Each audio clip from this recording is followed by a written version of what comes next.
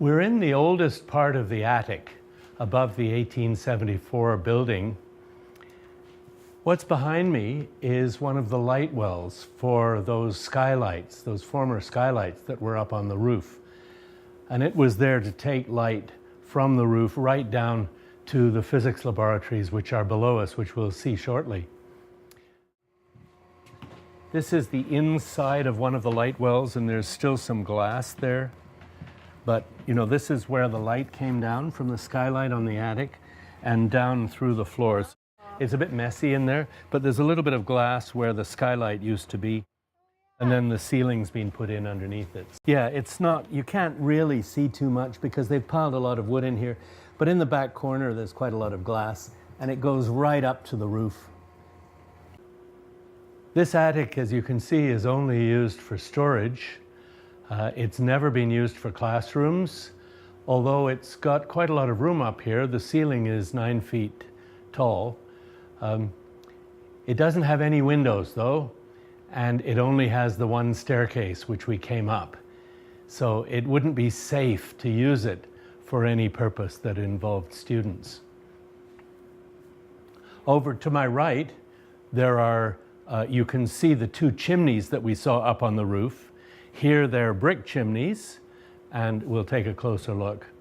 And over on my left is the gable that's above the oriel window at the back of the school, the stone gable.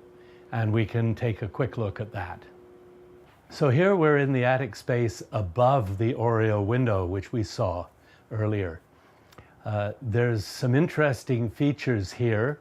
The stone behind me is probably part of the oldest stonework in the school, has never been covered over, but there's also evidence here of a fire which took place quite a few years ago, and you can see near the top of the wall there's a horizontal line, black line across the wall.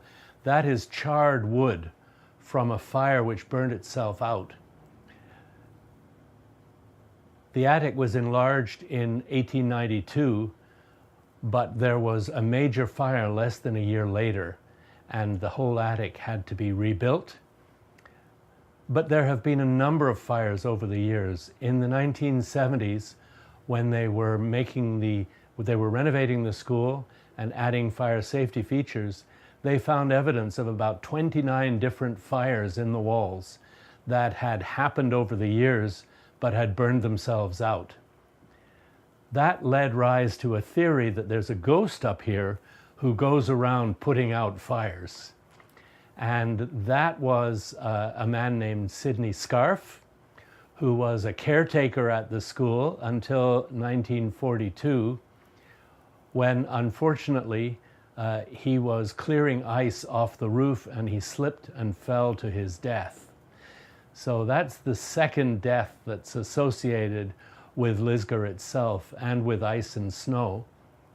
And people still say that Sidney Scarf haunts this attic and that he's responsible for putting out all those fires that have happened over the years.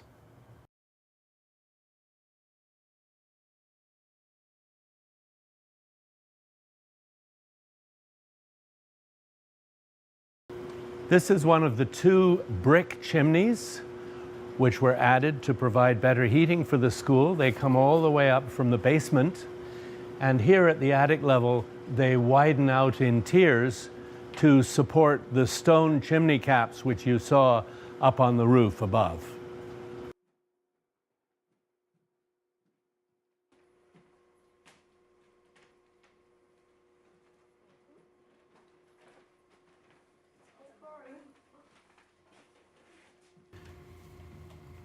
So this passage, although it starts in the oldest part of the school, originally went all the way to the east end before all this heating and air conditioning equipment was installed.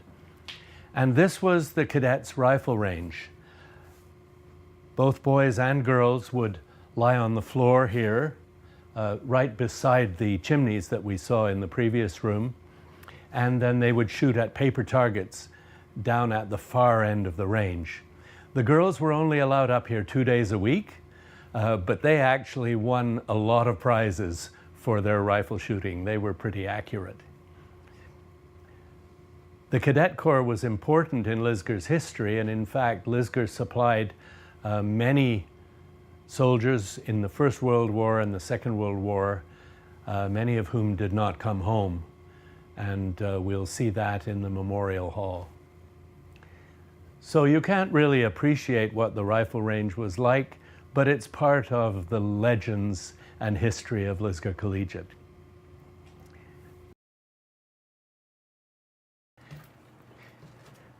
This is the western part of the attic. We're above the auditorium.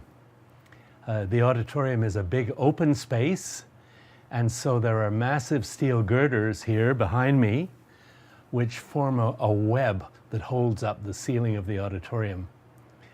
At the side here, the space is wide open, and we're just underneath the remains of the original mansard roof. The roof is sloping in here, and that was the original roof style of the building.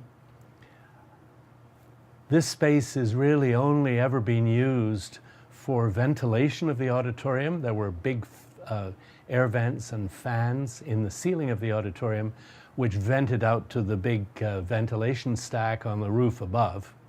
And also it was used for running telephone wires and lighting control wires from the projection booth to backstage. But apart from that, it's just a big, open, unheated space.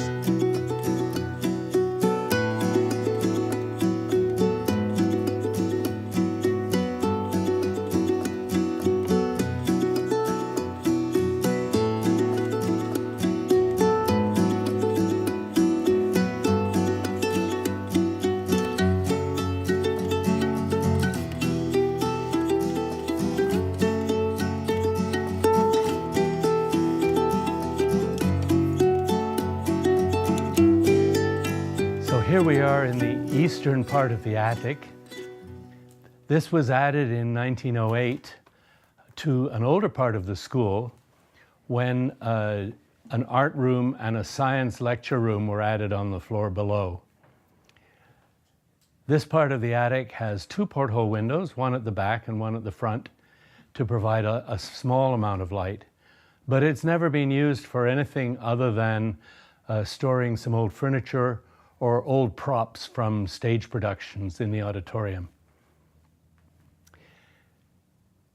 One thing that is still evident here are some ventilation shafts that were embedded in the walls.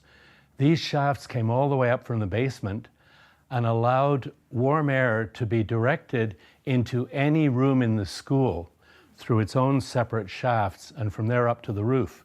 Unfortunately, that led to a major fire when there was, in 1945, when a cigarette was left burning in the staff room, and in the middle of the night it caught fire, and the fire spread not across these other rooms on the floor, but up and down those air vents. So the rooms on every floor above and below the staff room were gutted in this major fire. Those ducts now are all blocked off and are not used anymore, with a couple of exceptions. There are some modern air vents that have been routed down the ducts. But still there are lots of those secrets. There were about 75 of those air ducts hidden in the walls all around the school.